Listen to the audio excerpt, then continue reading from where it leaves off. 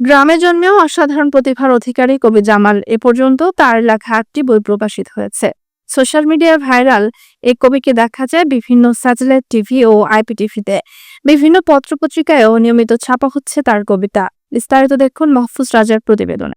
পল্লী গায়ের পরতে ফুটে থাকা এ যেন নীলপদ্ম অথবা কোনো বাগানের শীর্ষ ফুটন্ত গোলাপটি। কবি জামাল উদ্দিন আহমেদ। তার লেখনীর দখলে যেন বাংলা সাহিত্য। বহুমুখী প্রতিভার অধিকারী এই সাদা ও সদালাপী এবং স্পষ্টভাষী মানুষটি একাধারে কবি, ছড়াকার, গল্পকার ও গীতিকার হিসেবে সুনাম ও সম্মান উভয় অর্জন করে চলেছেন।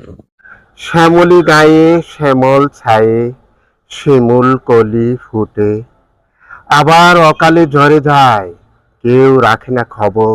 বিভিন্ন সোশ্যাল প্ল্যাটফর্মে নিয়মিত চোখে পড়ে তার স্বরচিত কবিতা আবৃত্তি এবং বাংলাদেশ টেলিভিশন সহ বিভিন্ন স্যাটেলাইট কিংবা আইপিটিভির দর্শকদের কাছেও তিনি পরিচিত মুখ। তার সাবলীল ভাষায় লেখা কবিতাগুলি দর্শক শ্রোতা নন্দিত। কেউ কেউ বলছেন কবি জামাল উদ্দিন আহমেদ যেন গোবরে ফুটা পদ্ম ফুল, কারণ প্রতিকূলতার যুগেও বাংলা সাহিত্যের জাদুকর বনেছেন। জানা যায় বৃহত্তর ময়মনসিংহ জেলার ঐতিহ্যবাহী গফরগাঁও উপজেলাধীন নামা লঙ্গারি গ্রামের হুরমত আলীর ছেলে জামাল। স্কুল জীবন থেকেই তার লেখালেখির হাতে খড়ি। কবিতার জমিনে লেপ্টে দিয়েছেন বিচিত্র ভাবনা।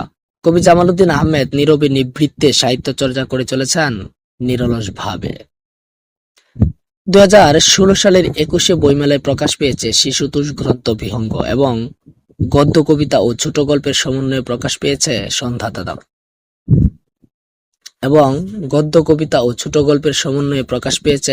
তারা। এর ধারাবাহিকতায় প্রকাশনা জগতে জামাল উদ্দিনের আত্মপ্রকাশ। তার কবি জীবনে লেখালেখি স্বীকৃতি স্বরূপ জাতীয় পাঠ্যপুস্তক ও প্রকাশনা বোর্ড, ঢাকা কর্তৃক 2016 সালে তার কবিতা ও লেখা নির্বাচিত করেছেন বিভিন্ন ক্লাসে অন্তর্ভুক্ত করার জন্য। সেই গ্রন্থটির নাম সন্ধ্যা তারা। কোথায় যেন তারে দেখেছি, মনে পড়ছে না, তবু সে হৃদয়ে রাঙিনা ছাড়ছেই না।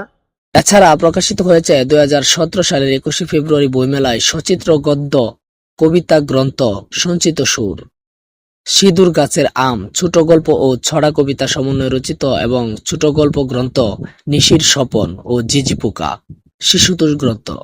বর্তমানে তিনি সরকারি চাকুরির সুবাদে কিশোরগঞ্জ জেলার হোসেনপুর উপজেলা হাসপাতালে কর্মরত আছেন। অন্ধ ডেকে ডেকে বলে, কে যাও পথিক, রাত কি আর ফুরাবে না গো, আমি দেখবো নাকি দিনের আলো, আমি জন্ম থেকে অন্ধকার ঘরে আছি, আমার এ ঘরে কি কোনোদিন জ্বলবে না আলোর প্রদীপ। বাংলার আনাচে কানাচে অফুটন্ত প্রতিভাগুলি প্রকাশিত হোক এবং স্বীয় কর্মের প্রতিফলন ঘটুক, এই আমাদের প্রত্যাশা। মাহফুজ রাজা, মুভি বাংলা টেলিভিশন।